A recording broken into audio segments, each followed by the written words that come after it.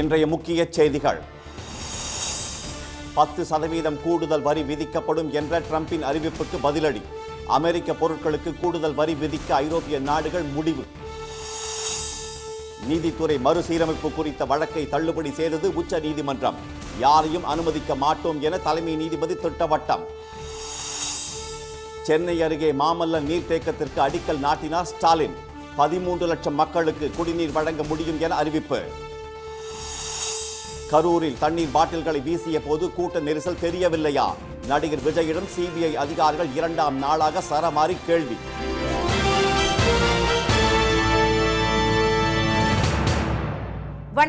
வணக்கம். கிரீன்லாந்தை வாங்க ஆதரவளிக்காத நாடுகளின் பொருட்களுக்கு 10% கூடுதல் வரி விதிக்கப்படும் என்ற அமெரிக்க அதிபர் டிரம்பின் அறிவிப்புக்கு பதிலடியாக அமெரிக்க பொருட்களுக்கு கூடுதல் வரி விதிக்க ஐரோப்பிய நாடுகள் முடிவு செய்துள்ளன. ஆர்க்டிக் மற்றும் அட்லாண்டிக் பெருங்கடல்களுக்கு நடுவே அமைந்துள்ள கிரீன்லாந்து டென்மார்க் நாட்டின் ஆளுகைக்கு உட்பட்ட சுயாட்சி பிரதேசமாகும்.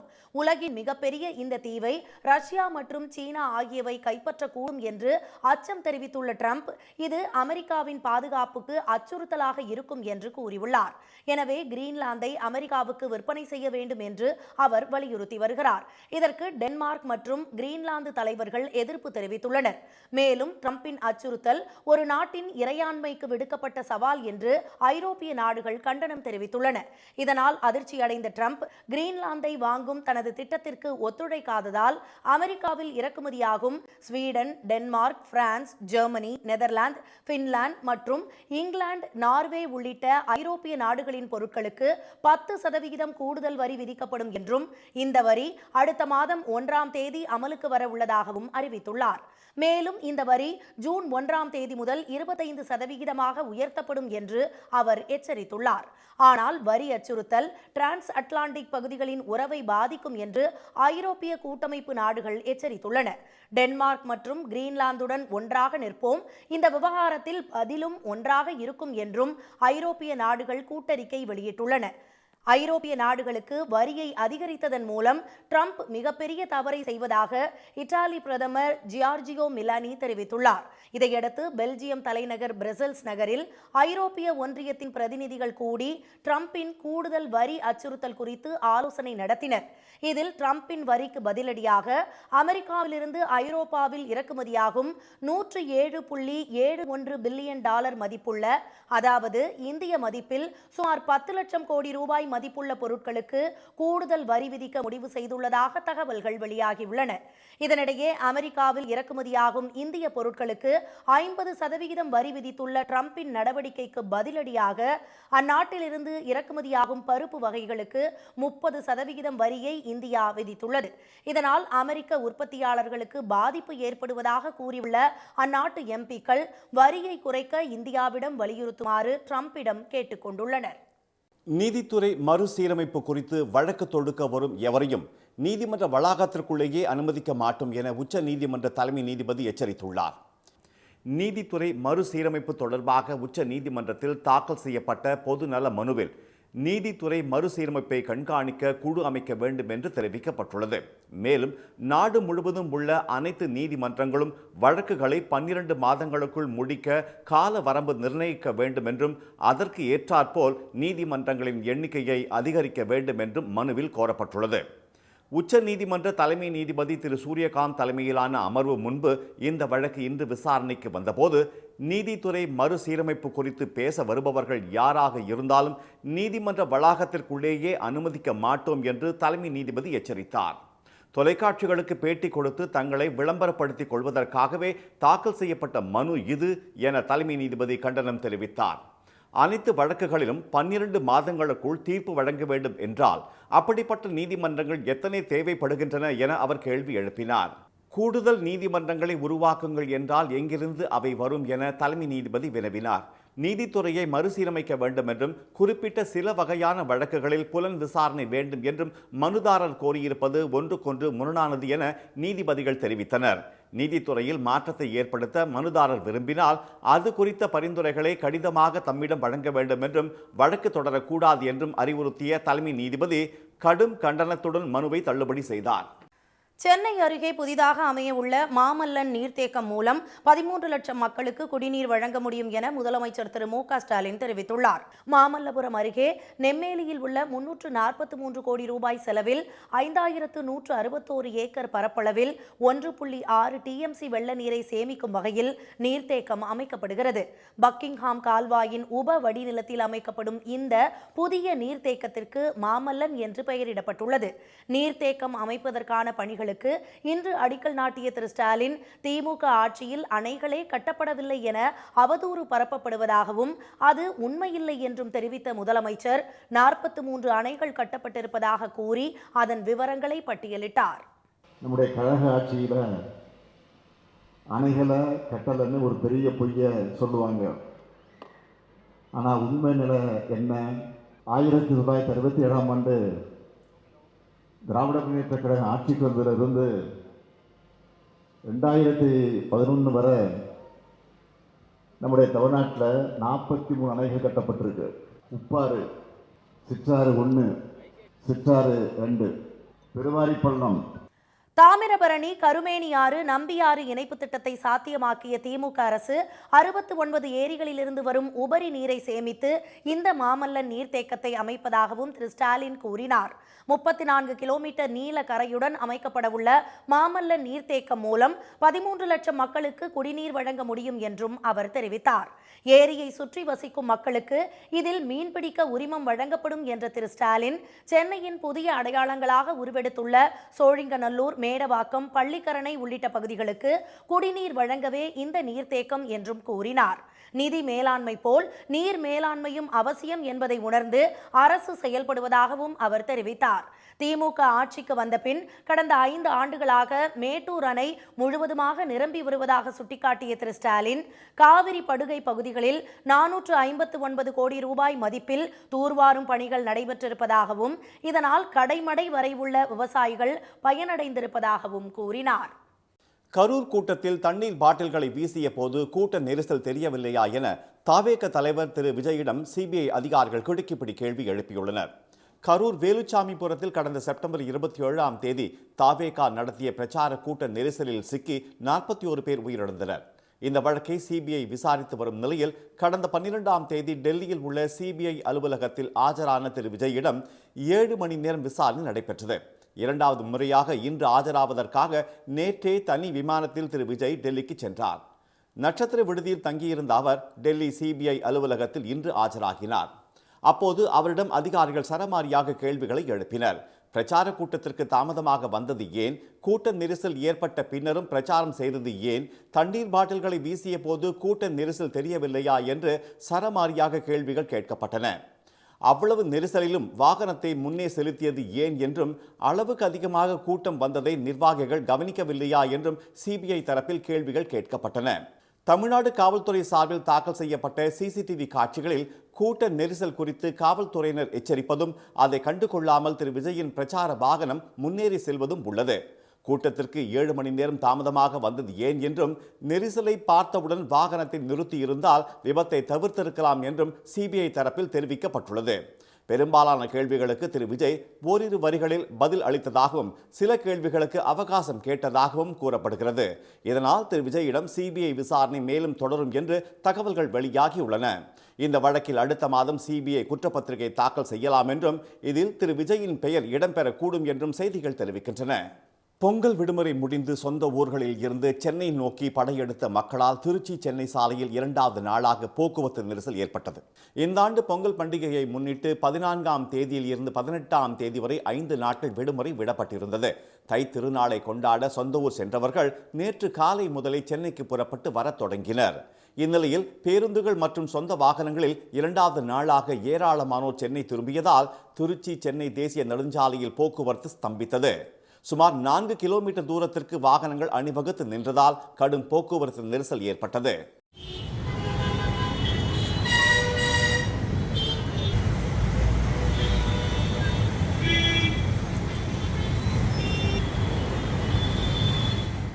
விக்கிரவாண்டி, உளுந்தூர்பேட்டை உள்ளிட்ட சுங்கச்சாவடிகளில் ஏராளமான வாகனங்கள் நீண்ட வரிசையில் காத்திருந்து கடந்து சென்றன. பரனூர், மதுராந்தகம் உள்ளிட்ட சுங்கச்சாவடிகளில் ஒரே நேரத்தில் நூற்றுக்கணக்கான வாகனங்கள் அணிவகுத்ததால் இதுவரை இல்லாத வகையில் 15 கிலோமீட்டர் தொலைவிற்கு வாகனங்கள் அணிவகுத்து நின்றன.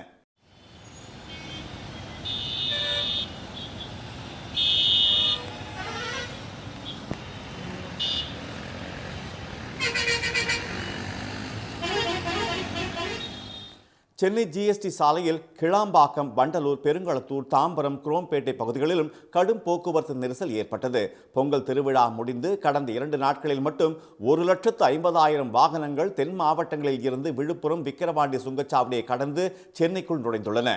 வழக்கமாக திருச்சியில் இருந்து சென்னைக்கு பயண நேரம் 5 மணி முதல் 6 மணி என்ற நிலையில் தற்போது பயண நேரம் 10 மணி நேரத்தையும் தாண்டியதால் பயணிகள் கடும் அவதிக்கு உள்ளாகினர். இனி வருவது செய்தி துளிகள். தமிழ்நாட்டில் வாக்காளர் பட்டியலில் பெயர் சேர்க்க இந்த மாதம் 30ஆம் தேதி வரை கால நீட்டிப்பு செய்து தேர்தல் ஆணையம் உத்தரவிட்டுள்ளது. கடந்த நவம்பர் மாதம் 4ஆம் தேதி தொடங்கி டிசம்பர் 14ஆம் தேதி வரை நடைபெற்ற வாக்காளர் பட்டியல் சிறப்பு தீவிர திருத்தத்தில் 97.38 லட்சம் வாக்காளர்களின் பெயர்கள் நீக்கப்பட்டன. இதையடுத்து வாக்காளர் பட்டியலில் நீக்கப்பட்டவர்களின் பெயர் சேர்க்கவும், ஜனவரி 1ஆம் தேதி 18 வயது பூர்த்தியடைந்தவர்களின் பெயர்களை சேர்க்கவும் நேற்று வரை அவகாசம் வழங்கப்பட்டிருந்தது. அந்த அவகாசம் ஜனவரி 30ஆம் தேதி வரை நீட்டிக்கப்பட்டுள்ளது. பெயர் சேர்க்க 13,03,487 பேர் விண்ணப்பித்துள்ளனர். பரபரப்பான அரசியல் சூழ்நிலையில் தமிழக சட்டப்பேரவை நாளை கூடுகிறது. ஆண்டின் முதல் கூட்டம் என்பதால் ஆளுநர் உரையுடன் கூட்டம் தொடங்குவது வழக்கம். ஆளுநர் உரையை ஆங்கிலத்தில் வாசித்து முடித்ததும் அதன் தமிழ் பிரதியை பேரவைத் தலைவர் வாசிப்பார். அதனைத் தொடர்ந்து நடைபெறும் அலுவல் ஆய்வுக்குழு கூட்டத்தில் கூட்டத்தொடரை எத்தனை நாட்கள் நடத்துவது என்பது முடிவு செய்யப்பட உள்ளது. என்டிடிவியின் நிறுவனர் திரு பிரணாய் ராய், அவரது மனைவி திருமதி ராதிகா ராய் ஆகியோருக்கு எதிரான வருமான வரித்துறை நோட்டீஸை ரத்து செய்த டெல்லி உயர்நீதிமன்றம் வருமான வரித்துறைக்கு 2 லட்சம் ரூபாய் அபராதமும் விதித்தது. என்டிடிவியின் விளம்பரதாரரான RRBR ஹோல்டிங்கிற்கு வழங்கப்பட்ட சில வட்டியில்லா கடன்கள் தொடர்பான வருமான வரித்துறை நடவடிக்கைகள் தவறானவை என தீர்ப்பில் கூறப்பட்டுள்ளது. நாட்டின் 77வது குடியரசு தினத்தையொட்டி சென்னை மெரினா கடற்கரையில் உள்ள காமராஜர் சாலையில் நடைபெற்ற பிரம்மாண்ட அணிவகுப்பு ஒத்திகை நிகழ்ச்சிகள் பார்வையாளர்களை பெரிதும் கவர்ந்தன. உழைப்பாளர் சிலை அருகே முப்படைகளை சேர்ந்த வீரர்கள் மற்றும் காவல்துறையினர் உள்ளிட்டோர் இன்று முதல் அணிவகுப்பு ஒத்திகையில் ஈடுபட்டனர். நாட்டின் கலாச்சாரம் மற்றும் பாரம்பரியத்தை பறைசாற்றும் விதமாக பல்வேறு துறைகள் சார்பிலும் பள்ளி மற்றும் கல்லூரி மாணவர்களின் விழிப்புணர்வு நடனங்களும் இடம்பெற்றன.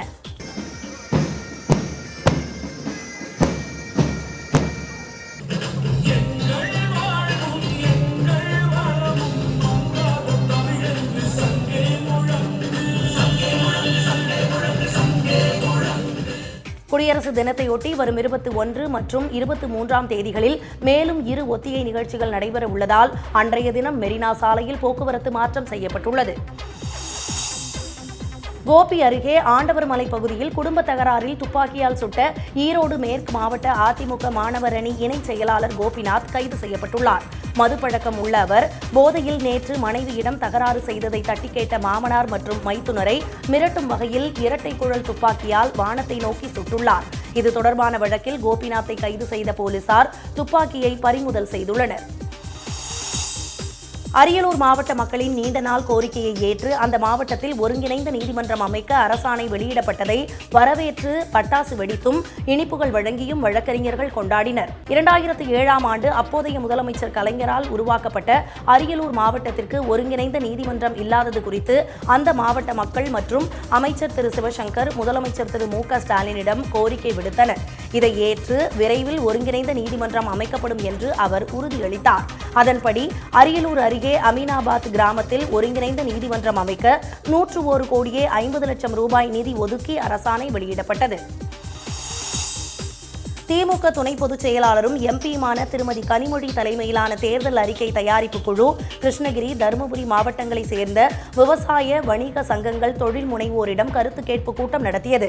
ஓசூரில் நடைபெற்ற கூட்டத்தில் தருமபுரி மற்றும் கிருஷ்ணகிரி மாவட்டங்களில் உள்ள 11 தொகுதிகளைச் சேர்ந்தவர்களின் கருத்துக்கள் கேட்கப்பட்டன.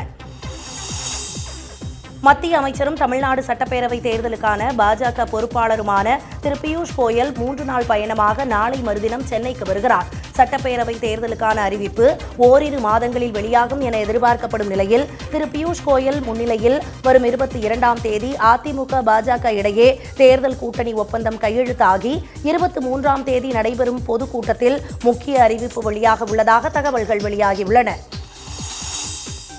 தமிழ்நாட்டில் சட்டமன்ற தேர்தல் நெருங்கும் நிலையில் காங்கிரஸ் கட்சியின் 71 மாவட்ட தலைவர்கள் அதிரடியாக மாற்றப்பட்டுள்ளனர். காங்கிரஸ் கட்சியை வலுப்படுத்தும் நோக்கில் சங்கதன் ஸ்ரீஜன் அபியான் என்ற புதிய திட்டத்தை அகில இந்திய காங்கிரஸ் கமிட்டி தொடங்கியது. அதன்படி தமிழ்நாடு காங்கிரஸ் கமிட்டியில் அமைப்பு ரீதியாக மொத்தமுள்ள 77 மாவட்டங்களில் 71 மாவட்ட தலைவர்கள் மாற்றப்பட்டுள்ளனர். சென்னையில் உள்ள 7 மாவட்ட தலைவர்களில் வடசென்னை மேற்கு மாவட்ட தலைவர் திரு டில்லி பாபு தவிர்த்து அனைவரும் மாற்றப்பட்டுள்ளனர். குமரி, கோவை மாவட்டங்களுக்கு மட்டும் அறிவிப்பு வெளியிடப்படாமல் நிறுத்தி வைக்கப்பட்டுள்ளது.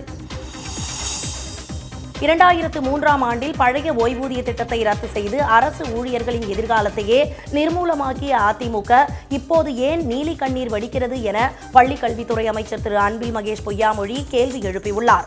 இதுகுறித்து அவர் வெளியிட்டுள்ள அறிக்கையில் அரசு ஊழியர்களை கொச்சைப்படுத்துவதையே வாடிக்கையாக வைத்திருக்கும் எதிர்க்கட்சித் தலைவர் எடப்பாடி திரு பழனிசாமி தேர்தல் வாக்குறுதிகளை திமுக நிறைவேற்றியது குறித்து ஏன் பதறுகிறார் என வினவியுள்ளார். சட்டப்பேரவை தேர்தல் நெருங்குவதை பார்த்து திரு பழனிசாமி பதற்றப்படுவதை அவரது பேட்டிகளும் அறிக்கைகளும் வெளிப்படுத்துவதாகவும் திரு அன்பில் மகேஷ் பொய்யாமொழி தெரிவித்துள்ளார். நதிநீர் இணைப்பிற்கு முன்னோடியாக திகழ்ந்த பாண்டிய மன்னனின் படைத்தளபதி காலிங்கராயனுக்கு ஈரோடு அருகே விவசாயிகள் விழா எடுத்து உற்சாகமாக கொண்டாடினர். 744 ஆண்டுகளுக்கு முன்பு அவர் பவானி, நொய்யல் ஆறுகளை இணைக்கும் வகையில் 59 கிலோமீட்டர் தூரத்திற்கு கால்வாய் வெட்டி நாட்டு மக்களுக்கு அர்ப்பணித்ததை தை 5ஆம் தேதியை ஆண்டுதோறும் விவசாயிகள் காலிங்கராயன் தினமாக கொண்டாடி வருகின்றனர்.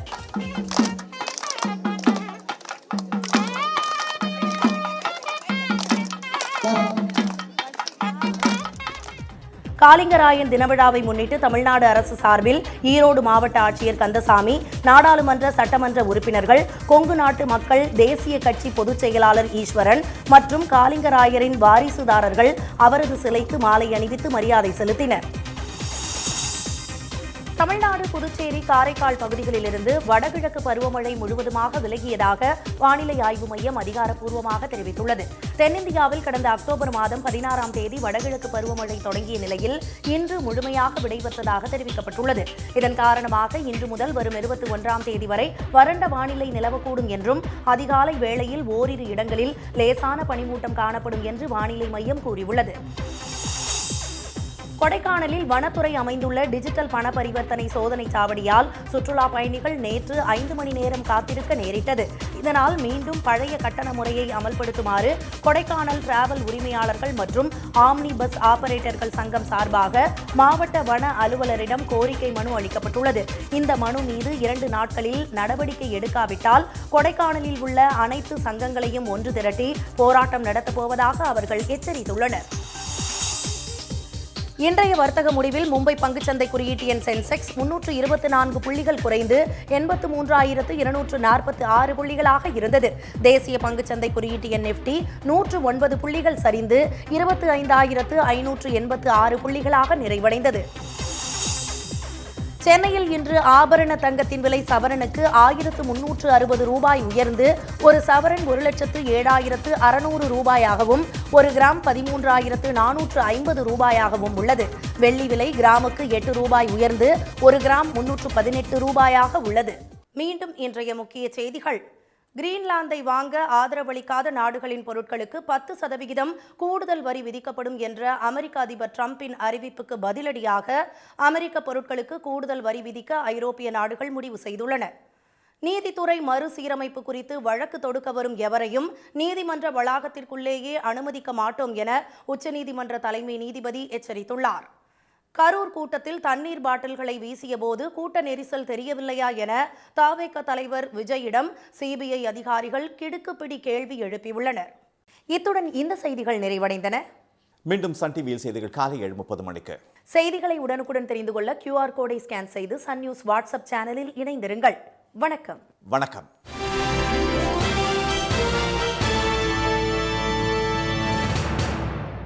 உடனுக்குடன் செய்திகளை தெரிந்து கொள்ள சன் நியூஸ் பெல் ஐகானை கிளிக் பண்ணுங்க.